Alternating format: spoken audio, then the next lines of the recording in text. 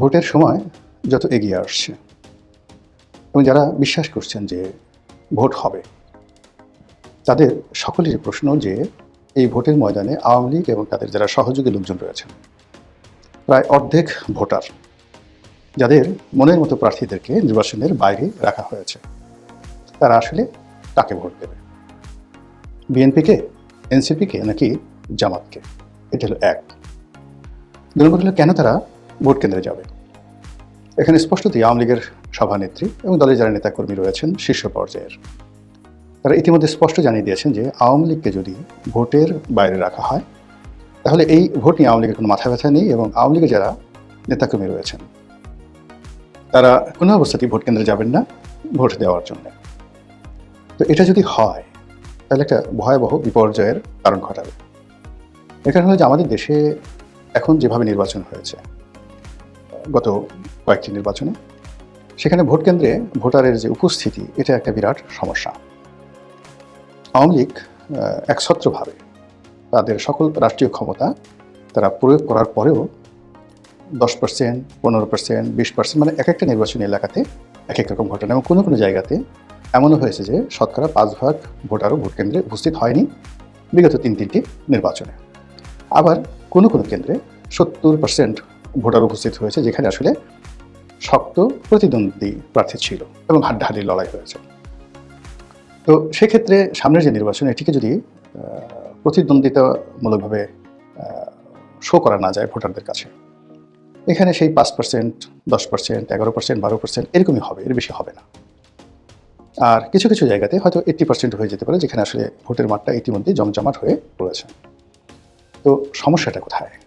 অতীতে আওয়ামী লীগ যেটা করেছিল সেটা হলো তাদের অনুগত প্রশাসন ছিল, মিডিয়া ছিল, এবং তারা ওই মুহূর্তে ভারত, আমেরিকা, ইউরোপীয় ইউনিয়ন কাউকেই পাত্তা দেয়নি। ফলে তার ইচ্ছামতো ব্যালট বাক্স ভরেছে, ইচ্ছামতো রাখতে ভোট করেছে, ইচ্ছামতো বিনা ভোট করেছে, ইচ্ছামতো রেজাল্ট ঘোষণা করেছে এবং সবাইকে সেটা মেনে নিতে হয়েছে। কিন্তু এবার তো এটা 1% সম্ভব নয়। এটা করার সঙ্গে সঙ্গে ইলেকশন কমিশন সেখানে ভোটটা বন্ধ করে দেবে।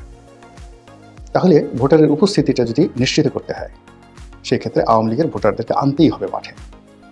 এটি এত কঠিন একটা বিষয় যে হিমালয়ের যে পর্বতমালা, সেটিকে যদি কাঁধে এনে বা ঠেলে, গুতিয়ে, ধাক্কা দিয়ে আপনার বাড়ির পাশে আনার কেউ চেষ্টা করে, ওটা যেভাবে কঠিন, একইভাবে এই ভোটের ময়দানে আওয়ামী লীগের যে 50% ভোটার আছে, তাদেরকে ছলে বলে কৌশলে ভয় দেখিয়ে, টেনে হিসড়ে, প্রলোভন দেখিয়ে, হোয়াট এভার মেবি, আপনি যেটাই বলেন না কেন, ভোট কেন্দ্রে আনা ওই রকম কঠিন একটা বিষয়। এটা হলো আমার ব্যক্তিগত অভিমত। 2 নম্বর হলো যে আওয়ামী লীগ যদি এই নির্বাচনে কৌশল করতে চায়, মানে খেলতে চায় প্রার্থীদেরকে নিয়ে, তাহলে যেটা হবে সেটা হলো তারা সেই একটা জায়গাতে জামাতের ময়দানে উপস্থিত হবে, যেখানে তারা কৌশল মনে করবে জামাতের প্রার্থী স্ট্রং, আর অন্য জায়গায় তারা বিএনপির প্রার্থীর পক্ষে নামবে, জনসংখ্যা বড় হবে এবং প্রার্থীদেরকে মাথায় তুলে নাচবে, মনে হচ্ছে যে প্রার্থী তারা জিতে গেছে। কিন্তু শেষমেশ তারা ভোট দিতে আসবে না, যাবে না, বা ভোট কেন্দ্রে ঢুকে তারা ব্যালট পেপার নষ্ট করবে এমনভাবে। তাতে কি হলো যে সবাই একটা ইমেজে রইল, ভোটের দিন পর্যন্ত প্রচুর ভোটার উপস্থিত হয়েছে, আওয়ামী লীগের সব লোক ভোট কেন্দ্রে এসেছে, কিন্তু শেষমেশ তারা ভোট দেয়নি, হা ভোটের জায়গায় না ভোট দিয়েছে, না ভোটের জায়গায় হা ভোট দিয়েছে, আর প্রার্থীকে এমন সিল মেরেছে প্রতীকের উপর যেখানে ভোটটা নষ্ট হয়ে যায়। তাহলে কি হবে বলেন? এরকম একটা অবস্থাতে কি হবে? দিন শেষে দেখা গেল যে সবাই এটা মারাত্মক বিপদে মানে ফেলবে। নির্বাচন যারা অনুষ্ঠান করছে তারা দেখলো যে ইলেকশন কেন্দ্রে প্রচুর ভোটার, ভোট কেন্দ্রে গেল, তারা ধরে নিল 60%, 50% ভোটার কালেকশন হয়েছে, অতএব সিল পিটানোর দরকার নেই। কিন্তু দিন শেষে গুনে গুনে দেখা গেল 5%, 6%। তখন নিজের গালে চর, থাপ্পড়, কিল, ঘুষি মারা ছাড়া তাদের আর কিছু করার থাকবে না। এই গেল দ্বিতীয় অপশন। এবং এই কাজগুলো করা কিন্তু এত সোজা না। আওয়ামী লীগের যে চাণক্য নীতি, সেই চাণক্য নীতি যদি পরিপূর্ণ বাস্তবায়ন তারা ঘটাতে পারে, তাহলে সেক্ষেত্রে কেবলমাত্র এটা ঘটানো সম্ভব। থার্ড যে অপশন, সেই অপশন হলো এলাকার যারা প্রার্থী তারা আসলে সত্যিকার অর্থেই আওয়ামী লীগের নেতাকর্মীদেরকে উদ্বুদ্ধ করতে পারলো তাদের ম্যাগনেটিক নেতৃত্ব দ্বারা, তারপরে তাদের বক্তব্য দ্বারা এবং তাদের নানা রকম কর্মকাণ্ড দ্বারা আওয়ামী লীগের যারা নেতাকর্মী তারা উদ্বুদ্ধ হলেন এবং আওয়ামী লীগের ভোটারদের জন্য একটা নিরাপদ জোন, সেফ জোন সংশ্লিষ্ট ইলেকশন কমিশন, প্রশাসন সবাই সেখানে উন্মুক্ত করে দিল, যে এখানে যাদের বিরুদ্ধে মামলা আছে, তারপর যারা চিহ্নিত সন্ত্রাসী অপরাধী তাদেরকে বাদ দিয়ে আওয়ামী লীগের যারা ক্লিন ইমেজের লোক তারা যদি ভোটের ময়দানে আসেন তাদেরকে সম্মান জানানো হবে, এমনকি তাদেরকে মঞ্চেও নিয়ে বসানো হবে। এবং এটি যদি শান্তিপূর্ণভাবে করা হয় তাহলে আওয়ামী লীগের যে রাজনীতি এটি খুবই কঠিন হয়ে যাবে আগামী দিনগুলোতে। এবং সেক্ষেত্রে যারা যোগ্য প্রার্থী তারা এখানে লাভবান হবে। 4 নম্বরে যেটা মনে হচ্ছে সেটা হলো যে আওয়ামী লীগের কিছু লোক গেল, ভোট দিতে গেল, এবং তারা প্রার্থীদের এবং রাজনৈতিক দলগুলোর যে গত সেই 17 মাসের যে কর্মকাণ্ড, সেই কর্মকাণ্ডকে যদি তারা বিবেচনায় নেয় এবং সেই অনুযায়ী যদি তারা ভোট দিতে চায় তাহলে বিএনপির কপাল খারাপ। এক্ষেত্রে জামাত, এমনকি এনসিপি, এমনকি চরমোনাই যারা প্রার্থী আছেন তাদের কপাল খুলে যাবে। এর কারণ হলো এই দলগুলো জাতীয় পর্যায়ে, যেমন জামাত জাতীয় পর্যায়ে আওয়ামী লীগকে হিট অ্যান্ড হার্ট করে তেমন কোনো কাজ করেনি। তারপর যে সকল মব হয়েছে সেইগুলো মব হয়েছে, সেই মবের জন্য পরোক্ষভাবে জামাতকে দায়ী করা হয়, কিন্তু প্রত্যক্ষভাবে এর সঙ্গে জামাত ছিল এটা লোকজন দেখেনি। কিন্তু সে তুলনায় পথে ঘাটে মাঠে হাটে বাজারে যদি মবের হিসাব করা হয়, কারা বেশি মব করেছে, কারা চাঁদাবাজি করেছে, কারা আওয়ামী লীগের নেতাকর্মীদের বাড়িতে হামলা করেছে, মামলা দিয়েছে এবং তাদের ব্যবসা প্রতিষ্ঠান দখল করেছে ইত্যাদি, যে পথে প্রান্তরে যে ডাটাগুলো, তথ্যগুলো আছে, এগুলো যদি ভোটাররা বিবেচনা করেন সেক্ষেত্রে মানে একটি বিশেষ দলের কপাল পোড়ার সম্ভাবনা অনেক অনেক বেশি।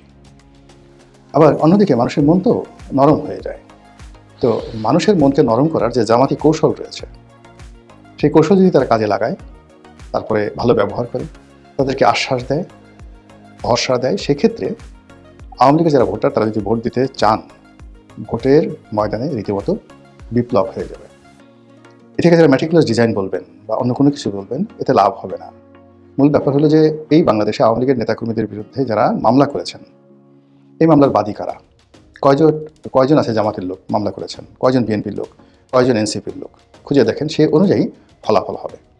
এখানে শেখ হাসিনা উনি যতই বলে দিন না কেন, ভারত যতই বিএনপিকে ফেভার করার চেষ্টা করুন, তারপর যাকে বলা হয় প্রশাসন বিএনপির ব্যাপারে যতই ঝুঁকে থাকুক না কেন, এখানে যদি মানে শক্তি প্রয়োগ করে, প্রশাসনিক শক্তি প্রয়োগ করে ব্যালট বাক্স না ভরা হয় এবং এখানে যদি যাকে বলা হয় একটি ভুয়া রেজাল্ট শিট তৈরি করা না হয় প্রশাসনের তত্ত্বাবধানে, কিংবা এখানে যদি সেনাবাহিনী সরাসরি হস্তক্ষেপ করে একটা ঘোষণা দিয়ে দেয়, এই কাজগুলো যদি না হয় সেক্ষেত্রে ভোটের মাঠের যে চালচিত্র, সেই চালচিত্রে আজকের দিন পর্যন্ত বেশিরভাগ সিটে জামাতের প্রার্থী এগিয়ে থাকবে।